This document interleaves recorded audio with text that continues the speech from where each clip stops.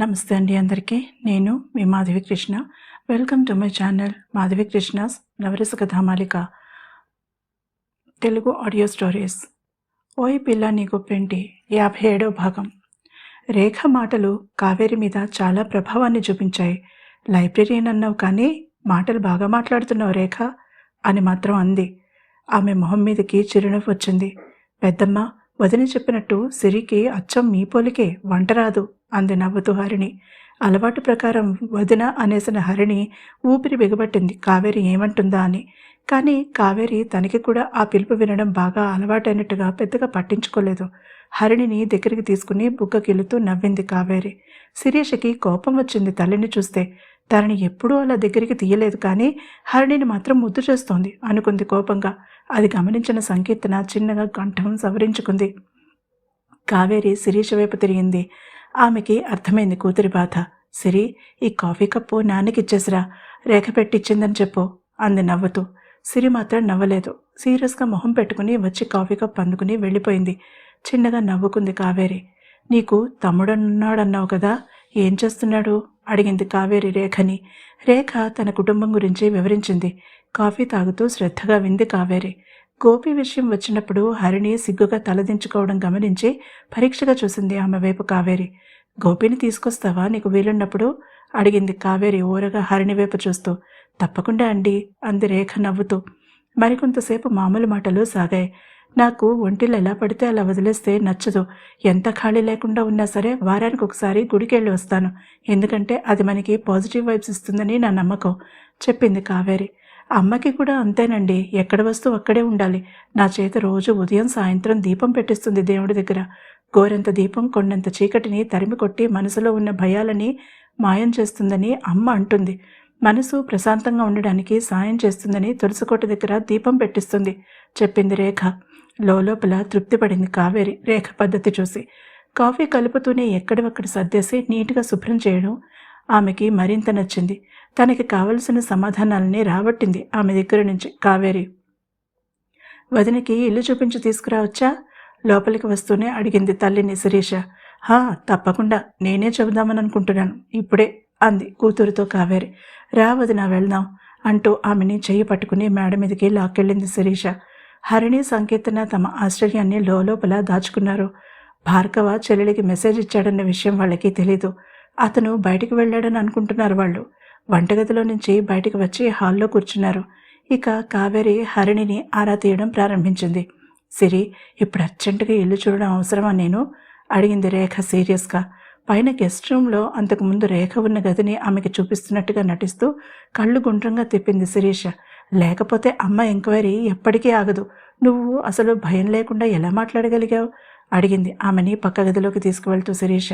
అది హరిణి గదే. భయం దేనికి సిరి, అమ్మ దగ్గరికి వెళ్ళడానికి ఎవరైనా భయపడతారా అడిగింది నవ్వుతూ రేఖ. నేను పడతాగా అంది టక్కున శిరీష. నువ్వు ఒక కోణం నుంచే చూస్తున్నావు, ఇలా చూడొకసారి. ఒక డాక్టర్గా ఆమె ఎన్నో ప్రాణాలని నిలబెడుతుంది. పిల్లల మీద శ్రద్ధ పెట్టాలి, కాదని నేను అనడం లేదు శిరీష మాట్లాడుతూ ఉంటే ఆపేసింది రేఖ. కానీ ఒక్కటి ఆలోచించు సిరి, 2 వృత్తులలో టైం అనేది చూసుకోకుండా పనిచేయవలసి వస్తుంది. ఒకరు పోలీస్, మరొకరు డాక్టర్. వాళ్ళకి పిల్లలు ఉండకూడదా అంటే ఉండొచ్చు, కానీ అత్తయ్యకి వేరే అవకాశం ఉంది కాబట్టి నీ మంచి కోసం ఇక్కడికి పంపి ఆమె బాధపడ్డారేమో ఒకసారి ఆలోచించు. తల్లికి కొడుకు చేరువైనా కానీ ఒక వయసు వచ్చాక కూతుళ్ళు తల్లికి ఛాయలా తిరుగుతారు. అది ఆమె మిస్ అయి ఉండొచ్చుగా. ఆమె ఇక్కడికి రావడానికి అవ్వలేదు. కనీసం నువ్వు కొంచెం పెద్దయ్యాక అక్కడికి వెళ్ళడానికి ప్రయత్నించావా? మీ అన్నయ్య అంత బాధలో ఉన్నప్పుడు ఆసరా అవసరమైనది మీ అన్నయ్యకి కాదు, మీ అమ్మగారికి. అది నువ్వు ఇవ్వడానికి ప్రయత్నించావా సీరియస్గా అడిగింది రేఖ. శిరీష తల అడ్డంగా ఊపింది బిక్కమొహం వేసి. నవ్వింది రేఖ. ఇప్పుడు ఇద్దరు భార్గవ గది ముందు నిలబడ్డారు. సిరి, అంతా మన ఆలోచనలో ఉంటుంది. బంధాన్ని నిలుపుకోవాలా తెంపుకోవాలా అంటూ తలుపు తెరిచి లోపలికి అడుగుపెట్టింది. ఏసీ పనిచేస్తోంది ఎవరో ఉన్నట్టుగా. కట్టడం మర్చిపోయారా బయటికి వెళ్ళేటప్పుడు భార్గవ అంటూ శిరీష కోసం వెనక్కి తిరిగింది. ఆమె కళ్ళు ఆశ్చర్యంతో పెద్దవయ్యాయి. అక్కడ శిరీష లేదు, తలుపు మూసుంది. దానికి అడ్డంగా నిలబడి ఉన్నాడు భార్గవ. రేఖ కంగారు పడింది. ఇక్కడేం చేస్తున్నారు కంఠం బాగా తగ్గించి అడిగింది. అతను మాట్లాడలేదు. ఆమెనే చూస్తూ నిలబడ్డాడు.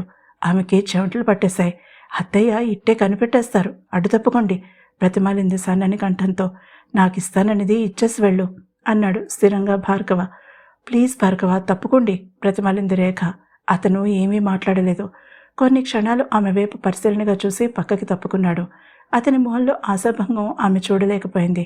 కానీ కింద పెద్దవాళ్ళని పెట్టుకుని సాహసం చెయ్యలేకపోయింది. తలుపు వైపు అడుగులు వేసి గడియ మీద చెయ్యి వేసి వెనక్కి తిరిగింది. అతను తన మీద నుంచి చూపు తిప్పుకోలేదు. డోలాయ మనస్థితిలో పడిపోయింది రేఖ. ఒక నిర్ణయానికి వచ్చి అతను ఊహించని వేగంతో దగ్గరికి చేరి అతన్ని హత్తుకుని పెదవులను అందుకుంది. అతను స్పందించేలోపుగా అతనికి దూరం జరిగింది. ఐ లవ్ యూ భార్గవ, మరొకసారి అలా చూశారంటే మీతో మాట్లాడని చెప్తున్నా అంది కోపం నటిస్తూ. ఎలా చూశాను? నవ్వు ఆపుకుంటూ అడిగాడు. ఆమె మాట్లాడలేదు. మరొకసారి అకస్మాత్తుగా అతన్ని గాఢంగా కౌగిలించుకుని చెంప మీద గాఢమైన ముద్దిచ్చి ఇక అక్కడ నిలబడకుండా తలుపు తీసుకుని బయటకొచ్చేసింది. కొన్ని క్షణాలు అక్కడే నిలబడింది, తన ఊపిరి మామూలు వేగానికి వచ్చే వరకు.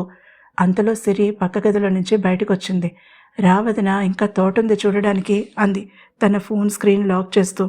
లోపల గదిలో ఉన్న భార్గవ నవ్వుకుంటూ తన పెదవులని చెంపని తడుముకున్నాడు. అరగంట తర్వాత రేఖ ఇక బయలుదేరతానని బయటకొచ్చింది.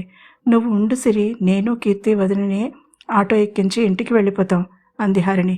ఇప్పుడు తల్లిని వంటగదిలోకి తీసుకువెళ్లే బాధ్యత తన మీద పడిందని అర్థమైన శిరీష చిన్నగా కంఠం సవరించుకుంది. అమ్మా, ఆకలేస్తోంది అంది శిరీష. యూనివర్సల్ మంత్రం తల్లిని పక్కదారి పట్టించడానికి. డాక్టర్ అయినా యాక్టర్ అయినా ఎంతటి సెలబ్రిటీ అయినా బిడ్డ ఆకలేస్తోందనంటే తల్లి మనసు ఆ ఆకలి తీర్చే ప్రయత్నంలో పడిపోతుంది. అదే అన్నిటికన్నా టాప్ మోస్ట్ ప్రయారిటీ తల్లికి. కావేరి అందుకు మినహాయింపేమీ కాదు. కూతురు అంత ధైర్యంగా తనని డైరెక్ట్గా అలా అడగడం ఆమెకెందుకో పట్టరాని సంతోషాన్ని కలిగించింది. ఏం తింటావు అడిగింది వంటగదిలోకి నడుస్తూ. నీకేం వచ్చు చేయడం ఎదురడిగింది శిరీష. పావుగంట తర్వాత భార్గవ బుద్ధిగా వంటగదిలోకి అడుగుపెట్టి శిరీష నూడిల్స్ తినడం చూసి మరి నాకు అడిగాడు.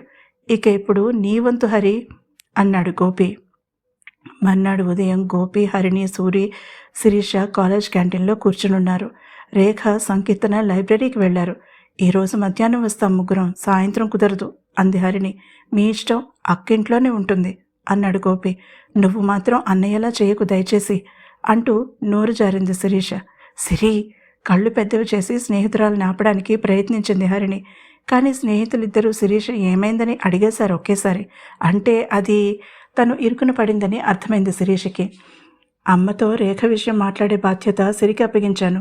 వాళ్ల వెనుక నుంచి భార్గవ కంఠం వినిపించింది. తేలికగా ఊపిరి పీల్చుకుంది హరిణి శిరీష వైపు కోపంగా చూసి. కళ్లతోనే సారీ చెప్పింది హరిణికి శిరీష. వాళ్ళ అక్క తమ అన్నయ్యని ముద్దు పెట్టుకుందని ఎలా చెప్పగలదు? ఒకటి కాదు, రెండు. శిరీష గుటకలు మింగింది. భార్గవ రిలాక్స్డ్గా వచ్చి వాళ్ళ పక్కన కూర్చున్నాడు. అక్క లైబ్రరీకి వెళ్ళింది అన్నాడు నవ్వుతూ గోపి. తెలుసు, అక్కడి నుంచే వస్తున్నాను అన్నాడు భార్గవ. సిరి, అక్కడ నోరు జారకముందే వెళ్ళండి ప్లీజ్, నాకెందుకో అనుమానంగా ఉంది అని రేఖ తను ఒక్క మాట కూడా మాట్లాడకముందే తరిమితేనే వచ్చాడు ఇక్కడికి ఆమెను వదిలేసి. సమయానికి రాగలిగాడు. అయితే హరిణికి పెళ్లి చూపులా ఈరోజు అడిగాడు నవ్వుతూ భార్గవ. నాకు ఒక అద్భుతమైన ఐడియా వచ్చింది అంది శిరీష. ఏంటన్నట్టుగా ఆశ్చర్యంగా చూశారు అందరూ ఆమె వైపు. రేఖ పెళ్లిచూపులు ముద్దు ముద్దుగా జరిగితే హరిణి పెళ్లిచూపులు దీపావళి టపాసులు పెళ్ళినట్టుగా జరిగాయి. రేఖ, ఉదయం నుంచి గోపి ఎక్కడా కనిపించలేదు, ఎటెళ్ళాడు? ఈరోజు ఇంట్లోనే ఉంటానని నన్ను కూడా ఉండమన్నాడు. బాబాయ్ కేశవుల ప్రశ్నకి సమాధానం ఏం చెప్పాలో తెలియలేదు రేఖకి. నాకు కూడా అదే చెప్పాడు బాబాయ్.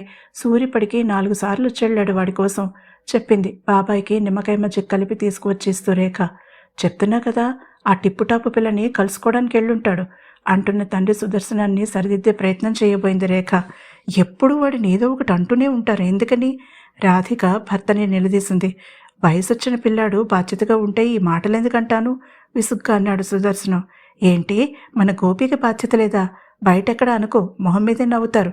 తను కూడా గోపికి సపోర్టుకొచ్చాడు కేశవులు. ఇక చేసేది లేక మౌనం వహించాడు సుదర్శనం. అంతలో గేటు చప్పుడైంది. చెప్పులు బయట విడిచి కాళ్ళు చేతులు కడుక్కుని లోపలికొచ్చాడు గోపి. వస్తూనే తండ్రి పక్కన కూర్చున్నాడు. మీరన్నాక బాగా ఆలోచించానన్నా అన్నాడు. రేఖ అతనికి మంచినీళ్ళు తీసుకొచ్చిచ్చింది. గ్లాస్ అందుకుని గటగటా తాగేశాడు. దేని గురించి అడిగాడు సుదర్శనం తలా తోక లేకుండా మాట్లాడుతున్న కొడుకు వైపు అనుమానంగా చూస్తూ. అదే, పెళ్లి చేసుకోబోయే అమ్మాయి నాన్న అన్నాడు లేచి వంటగదిలోకి వెళ్ళి గ్లాస్ కడిగి గట్టు మీద బోర్లించి బయటకు వస్తూ. అంటే ఇప్పుడు ఆ పిల్లని ఇంటికి తీసుకొస్తానంటావా అడిగాడు కోపంగా సుదర్శనం. అనడం లేదు, ఆల్రెడీ తీసుకొచ్చేసాను, 2 నిమిషాల్లో ఇంట్లోకి అడుగు పెడుతుంది అంటున్న తమ్ముడి వైపు ఆశ్చర్యంగా చూసింది రేఖ. తండ్రితో అంత డైరెక్ట్గా చెప్పేస్తాడని అనుకోలేదు. అయినా హరిణి గురించి అలా మాట్లాడితే తండ్రి మాట తూలితే పాపం హరిణి బాధపడుతుంది. ఈ గోపిగాడు అది అర్థం చేసుకోకుండా అన్నీ తమాషా చేస్తాడు అని తిట్టుకుంది రేఖ మనసులో. ఇప్పుడా మనింటికా అని విపరీతంగా ఆశ్చర్యపోయాడు సుదర్శనం. నువ్వా మమ్మీనా అంటూ ఒక సబ్బు యార్డ్లో అన్నట్టుగా. గోపి అంతలో బయట నుంచి తీయని కంఠం వినిపించింది. ఉలిక్కిపడింది రేఖ. అది శిరీష కంఠం. ఈ టైంలో సిరిక్కడేం చేస్తోంది? తమ్ముడి వైపు చూసింది అయోమయంగా. సుదర్శనం కళ్ళు పత్తికాయల్లా విచ్చుకున్నాయి. లోపలికి వస్తున్న అమ్మాయిని చూసి రేఖ పక్కకి వచ్చి నిలబడిన కేశవులు ఆశ్చర్యంతో నూరు వెళ్ళబెట్టాడు శిరీష అవతారం చూసి. వస్తున్నా అన్నాడు గోపి వస్తున్న నవ్వు ఆపుకుంటూ. ఎంతసేపు అలా రోడ్డు మీద నిలబడాలి గోపి? అప్పా ఎంత ఎండగా ఉందో తెలుసా అంటూ తను వేసుకున్న హై హీల్స్తోనే లోపలికి వచ్చేసింది శిరీష. భుజాల మీదుగా పడుతున్న వెరబోసుకున్న జుట్టుని స్టైల్గా వెనక్కి తోసుకుంటూ కళ్ళకి ఉన్న చలువ కళ్ళద్దాలని తీసి తను వేసుకున్న మోకాళ్ళ దాకా ఉన్న పువ్వులుగా ఉన్న ముందు భాగాన్ని తగిలించుకుంటూ. మొహాన బొట్టు లేదు, చేతులకి గాజులు లేవు. అప్పుడే విమానం దిగి వచ్చిన విదేశీ వనితలా ఉంది. పెదవులకి ఆ ఎర్రదనం రంగు పూయడం వల్ల వచ్చిందని అర్థమైంది సుదర్శనం లాంటి తన పని తాను చూసుకునే వ్యక్తికి కూడా. అయ్యయ్యో, అంత తెలివైన తన కొడుకు ఇలా తెలివి తక్కువగా ఎలా నిర్ణయం తీసుకున్నాడు అని లబలబలాడాడు మనసులోనే సుదర్శనం. తన భార్య వైపు నిస్సహాయంగా చూశాడు. విషయం ఎంతవరకు వచ్చిందో కనుక్కో అన్నట్టుగా. సుదర్శనాన్ని కొంత ఆట పట్టించాలన్న శిరీష ప్లాన్ని రేఖకి తెలియనివ్వలేదు గోపి. తెలిస్తే అస్సలు ఒప్పుకోదు. తండ్రి మీద ఈగవాలనివ్వదు రేఖ. అందుకే రహస్యంగా ఉంచారు. అక్క కొంచెం జ్యూస్ ఇవ్వక్క హడావిడి పడుతూ అన్నాడు గోపి. అప్పటికే శిరీష పెదవులను సున్నాలా చుట్టి తన అరచేతిని విసనకర్రలా చేసి విసురుకుంటోంది. గోపి ఏంట్రా ఇదంతా? బాబాయ్ మాటను పూర్తి చేయనివ్వలేదు గోపి. బాబాయ్ ఫ్రిడ్జ్లో ఐస్ క్యూబ్స్ వేయమని చెప్పక్కకి అని కన్ను నలుముకున్నాడు. కొద్దిగా అర్థమైంది కేశవులకి. వెంటనే తల ఊపి లోపలికి వెళ్ళిపోయాడు. లోపల ఇంతగా వేడిగా ఉందేంటి గోపి? ఇట్స్ టూ మచ్ అంది కళ్ళు గుండ్రంగా తిప్పుతూ శిరీష. ఆమె నటన చూసి రాధికకి నవ్వాగలేదు. అంతకుముందు భర్త అవస్థ చూస్తుంటే ఆమెకి జాలి వేసింది. కొడుక్కి సైగ చేసింది. అతను కొంత సమయం ఓపిక పట్టమన్నట్టుగా కళ్ళతోనే సైగ చేశాడు. ఇలా ఫ్యాన్ కింద కూర్చో అమ్మాయి, కాస్త గాలేస్తుంది అన్నాడు సుదర్శనం ఆమెని పరిశీలనగా చూస్తూ. ఫ్యాన్ కింద ఎందుకు ఎక్కడంకుల్ ముద్దు ముద్దుగా మాట్లాడుతూ అడిగింది శిరీష. ఏం చెప్పాలో తెలియలేదు సుదర్శనానికి. నాన్న ఉద్దేశం కుర్చీకి ఇలా మధ్యలోకి జరుపుకుని కూర్చోమని అంటూ కుర్చీ జరిపి ఆమెని అందులో కూలేశాడు గోపి. అంతలో రేఖ జ్యూస్ గ్లాస్ తీసుకొచ్చిచ్చింది. అది అందుకున్న శిరీష థ్యాంక్ యూ ఆంటీ అంది. ఏయ్ కళ్ళతోనే బెదిరించింది రేఖ కొడతానన్నట్టుగా. శిరీష చిలిపిగా నవ్వింది. సుదర్శనుడు ఠారెత్తిపోయాడు. ఈ పిల్లకి అంకులాంటి తప్ప వేరే మాటలు రావా అన్నట్టుగా చూశాడు భార్య వైపు. నాన్న ఈ అమ్మాయిని మీకు పరిచయం చేయాలి కదా అన్నాడు గోపి నవ్వుతూ. టక్కున లేచి నిలబడ్డాడాయన. ఎప్పుడు గంభీరంగా ఉండే ఆ పెద్ద మనిషి ఇప్పుడు అయోమయం కంగారుతో లోపలికి పరుగు తీయబోయాడు. మామయ్య మధురమైన కంఠంలో నుంచి ఆ పిలుపు వినగానే మెల్లగా వెనక్కి తిరిగాడాయన. గుమ్మల్లో నిలబడి ఉంది 16 అణాలు తెలుగింటి అమ్మాయిలా తయారై వచ్చిన హరిణి. ముద్దుగా బొద్దుగా ముద్దబంతి పువ్వులా పసుపు రంగు చీర కట్టుకుని వాలుజడ వేసుకుని. నుదుటి మీద గుండ్రని ఎర్రని బొట్టు మిలమిలా మెరుస్తోంది. అందమైన చిరునవ్వు పెదవుల మీద అలంకారమే వేరే అలంకారాలకి తావు లేకుండా చేసింది. ఇంట్లోకి నడిచి వస్తున్న మహాలక్ష్మిలా ఉంది హరిణి. ఆయన కళ్ళు ఆశ్చర్యంతో పెద్దవయ్యాయి. ఆడపిల్లలిద్దరినీ మార్చి మార్చి చూశాడు. శిరీష హరిణి వైపు చిరుకోపంగా చూసింది. అప్పుడే వచ్చేసావెందుకు అన్నట్టుగా. చేసిన అల్లరి చాలు అని కళ్ళతోనే సైగ చేసిన హరిణి తన చూపుని పెద్దవాళ్ల మీదకి తిప్పింది. రా హరిణి, రేఖ ప్రేమగా ఆహ్వానించింది ఆమెని లోపలికి. రాధిక స్వయంగా వెళ్ళి ఆమెని చెయ్యి పట్టి లోపలికి తీసుకొచ్చింది. మామయ్య మీకు కావలసిన అమ్మాయిని నేను కాదు అది అంది శిరీష తన నాటకానికి స్వస్తి చెప్పి నవ్వుతూ. తండ్రికి తమ నాటకాన్ని గురించి చెప్పి హరిణిని పరిచయం చేశాడు గోపి. సుదర్శనం రాధిక దంపతులకి కాళ్ళకి నమస్కారం చేసింది హరిణి వినయంగా. ముందు రోజు కావేరి రేఖని ప్రశ్నలు అడగడం గమనించింది కాబట్టి లోపల బెదురుగా ఉన్న రేఖ గోపి శిరీష తన చుట్టూ ఉండడంతో ధైర్యంగా ఉంది హరిణి. అదే అనుకున్నాను, ఈ కోతిపిల్ల ఈ వేషం కట్టిందేంటా అని అన్నాడు కేశవులు నవ్వుతూ ముందుకొచ్చి. హరిణి అతని కాళ్ళకి కూడా నమస్కారం చేసింది. మరి నాకు అడిగింది రేఖ. హరిణి సిగ్గుగా నవ్వి ఆమెను దగ్గరికి వెళ్ళి గట్టిగా కౌగిలించుకుంది. ముందు ఆశ్చర్యపోయిన రేఖ తర్వాత ప్రేమగా హరిణిని దగ్గరికి తీసుకుంది. జాగ్రత్త వదినమ్మా, మా అన్నయ్య అనుకునేవు.